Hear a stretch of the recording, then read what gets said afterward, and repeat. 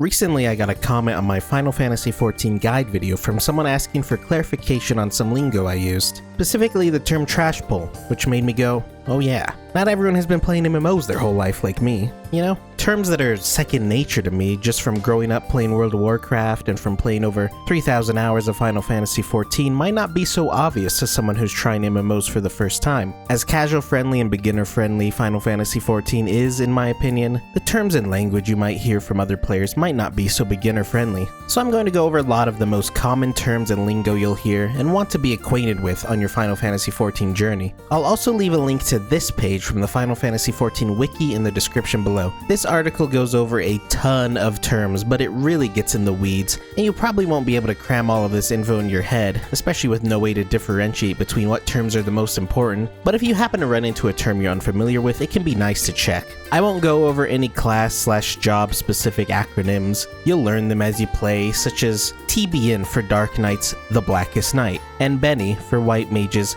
Benediction. But again, you can refer to the website in the description if you need to. So I'm going to go over a lot of terms that you're likely to run into even as a casual player. I won't go over hardcore information like in Rage, where if you don't kill a boss in hardcore content fast enough, it gets a super buff and kills your entire party. If you decide to dive into hardcore content, that's its own learning curve and you're better off looking for hardcore specific guides or just learning by joining beginner-friendly hardcore groups. Okay, apologies for the long preamble, let's dive into terms and lingo you'll want to know for your Final Fantasy XIV journey. MSQ stands for Main Scenario Quest. This is the story of Final Fantasy XIV, which you follow along with in the top left.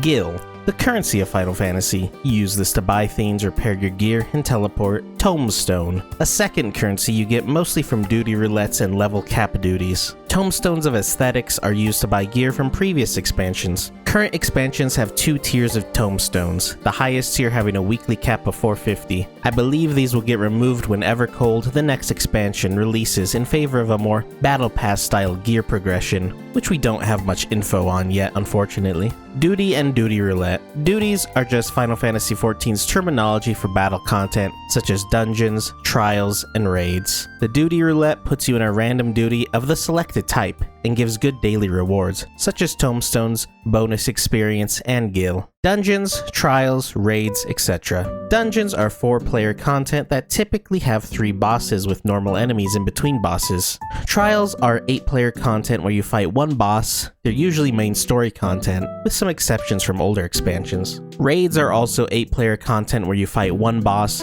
but come in groups of 4 on the even-numbered patches. Alliance raids are 24-player content with 3 alliances, alliances being groups of 8 players. Like raids, there's 4 bosses, but you fight them in one instance and they usually take a good amount of time to complete. Extreme trials are hardcore versions of the normal trials, with much more difficult mechanics that require teamwork and a learning curve, and offer good rewards, typically including a mount. Savage raids are hardcore versions of the raids with very, very difficult mechanics that may require actually communicating to other players, which is horrifying, I know. These offer the greatest gear rewards for players seeking to make their characters strong as possible. Ultimate raids are the pinnacle of difficulty in Final Fantasy XIV, requiring a lot of teamwork and communication and mechanical execution. These offer cosmetic rewards of high prestige, such as special appearances for your weapons and prestigious titles displayed next to your character's name. Chaotic Alliance raids aren't much of a thing yet, with only one existing in the Cloud of Darkness fight, which is a hardcore version of the Cloud of Darkness boss from the World of Darkness Alliance raid. Unreal trials are extreme trials from previous expansions scaled up to the level of the current expansion. Class/job. I'm not really sure I need to explain what a class is, but I might as well. This is basically what kind of abilities and fantasy you want to fulfill. Want to use fire and ice magic? Choose Black Mage. Want to swing around a giant 2-handed axe? Choose Warrior. What's a job? Basically the Final Fantasy term for different classes. Don't feel pressure to choose the right class when you make your character. You can swap at will and play every job on one character. I won't go over each job and the differences, there's plenty of videos on YouTube for that, and even the official Final Fantasy XIV website. Tank, healer, and DPS. These are the 3 roles the player can assume in this game, typically referred to as the Trinity system. These 3 roles play different parts in group content. The tank takes all the damage from the enemies, using its higher health pool and greater defensive capabilities to stay alive, but will do less damage than DPS. The healer keeps the party alive, mostly in the form of healing the tank, but also heals the group when group damage is dealt, or healing the DPS when they inevitably screw up. And when they don't need to heal, they do damage, but they do less than both DPS and tank. The DPS's role is to do damage, that's basically it, though some DPS have utility abilities to take advantage of. If you want to know more about any specific job's toolkit, I recommend watching Weskalber on YouTube. He has a job guide for every job. Melee, caster, physical, ranged. The 3 types of DPS job. Melee, of course, attacks in melee range with melee weapons. Caster DPS cast spells, and physical ranged, often shorted to phys ranged, attacks with ranged weapons. Selfish job, a job that offers less party utility, typically in the form of having no party buff.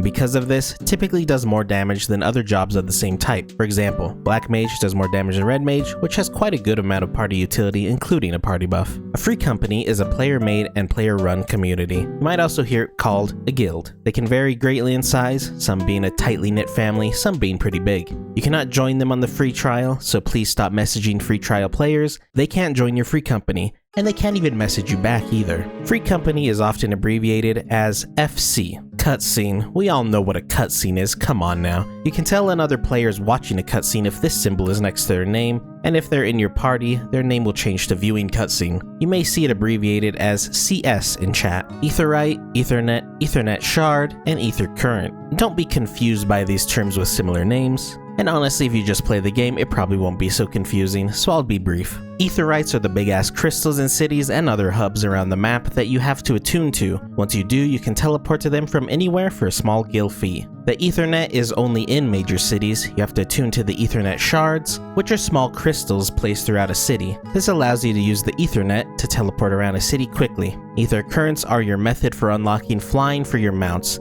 They don't exist in the base game A Realm Reborn, but exist in every expansion after A Realm Reborn. You will receive a log and a compass to help you locate them. Some of them are unlocked via blue quests, and some are these green orbs around a map that you right-click on.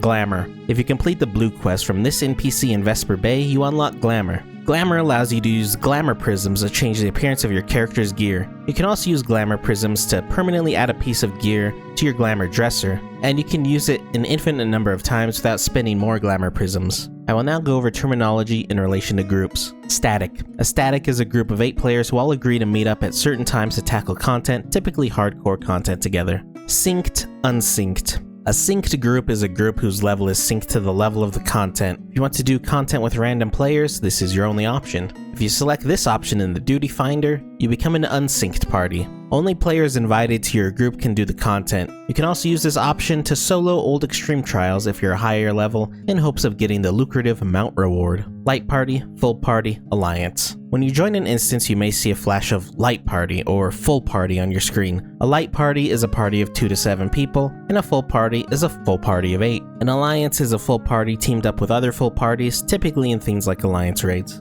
Prog, short for progression. This is a group of players who are trying to get through difficult content by learning it bit by bit. I will now go over terminology in regards to fight design and battle content. Rotation, 1, 2, 3. Your rotation is just what buttons you press in a specific order, and then repeat for the best result. Some rotations like Samurais are somewhat flexible, where you can do the 3 combos generally in any order without issue. Dragoons is a bit more rigid. You do one combo, then the other, back and forth, forever, like a train that doesn't stop. When people say 1, 2, 3, they're referring to your main combo. Opener, the mathematical optimal way to press your damage buttons at the start of a fight, usually to align with party buffs to maximize damage output. Global cooldown, off global cooldown, sometimes abbreviated to GCD and OGCD respectively. Global cooldown refers to all of your main damage abilities that share a recast timer. You'll see when you press one, they all go on cooldown. Your main combo is a part of this. Off global cooldown, you might be able to guess, but those are abilities that do not go on cooldown with the other abilities. Some do damage, some have utility, and you press them during the cooldown of your GCD abilities. Weave. The process of using off-global cooldown abilities between GCD abilities is called weaving. Proc, short for procedure. This is an ability that becomes available with a percentage chance after another ability is used, such as Bard's Straight Shot. AoE, abbreviation of Area of Effect. These are abilities that hit more than one enemy. During dungeons, there will be a lot of enemies clumped up and you use your AoE abilities to hit them all at once. They do less damage per target, but the math usually works out to AoE abilities being better than single target abilities on 3 or more targets, though jobs like Scholar do more damage on 2 targets with their AoE ability.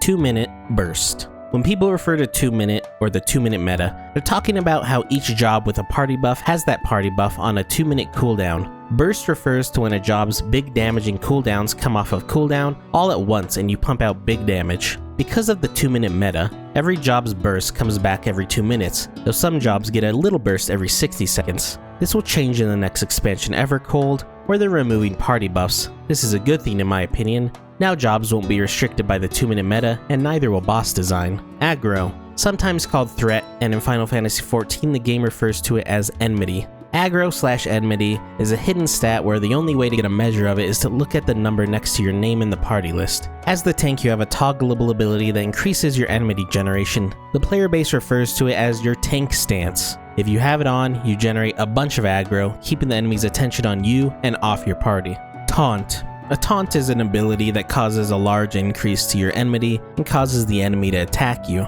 In Final Fantasy XIV, this ability is called Provoke, which many players shorten to just Voke. Adds. Adds is shorthand for additional enemies. These are enemies that show up in the middle of a fight, typically during a boss fight. Main tank, off tank, usually abbreviated as MT and OT. In content where there is more than one tank, such as raids, one tank will be designated the main tank. The main tank keeps aggro on the boss, and in content where you join random players, the etiquette is that the main tank is whichever tank turns on their tank stance first. The off tank isn't just there to pick their nose though, they get aggro on any adds that show up during the fight, and if the main tank dies, the off tank assumes the role of main tank. Tank swap, something you'll probably only need to worry about in extreme, savage, and ultimate content. Sometimes the boss will use an attack that puts a stacking debuff on the main tank. The next attack the boss will do will kill the tank. So the main tank and off tank will swap using the tank abilities Shirk and Provoke. Tankbuster, an attack designed to do a lot of damage to the tank. The tank will need to use some mitigation to lower the damage, and the healers will have to keep an eye out for these to heal the tank back up. Mitigation, sometimes shortened to just MIT. These are abilities that reduce incoming damage through a percentage-based damage decrease or a shield of some kind. Tanks and healers are not the only ones with these abilities, so use them if they'll help. Invuln. Each tank has an ability on a long cooldown that makes them immune to death, aka invulnerable, shortened to just Invuln. These all have different effects which you can put your reading glasses on to figure out, or just watch Weskalber's job guides for an explanation. Vuln, short for vulnerability. During boss fights especially, the boss will use attacks that you can avoid. If you don't avoid them, you get a stack of vulnerability, making you take more damage from all attacks for a minute. These can stack, causing you to take a lot of damage until the point where the boss's unavoidable attack might kill you, so be careful. Trash, trash pull. Trash is what we call the several enemies between bosses during dungeons,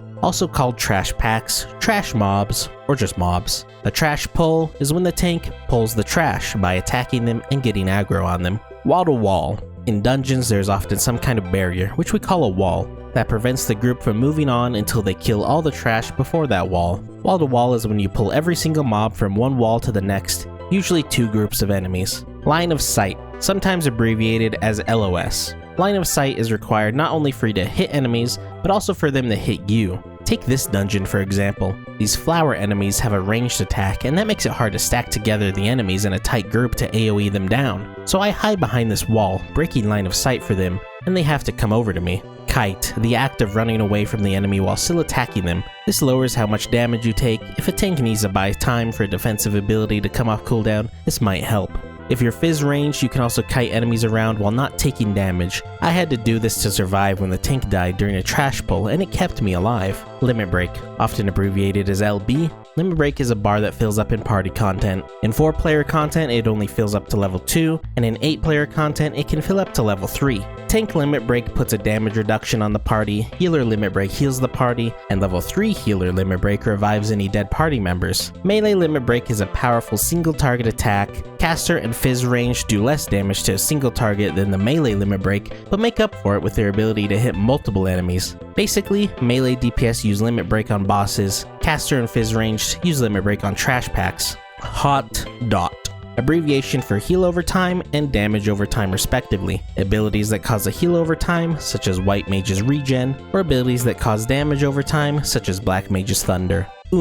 stands for out of mana or out of MP. That's about all there is to say. Slide cast, an advanced technique for casted abilities. At the end of the cast, you can move right before it goes off, and due to server latency, the ability will still go off. Helps you get more movement if needed. It varies depending on your own latency, so practice this to get a feel for it. You place an emote on your hotbar. When it lights up, that's your slide cast window. Gap closer, an ability that closes the gap between you and the enemy. Positional.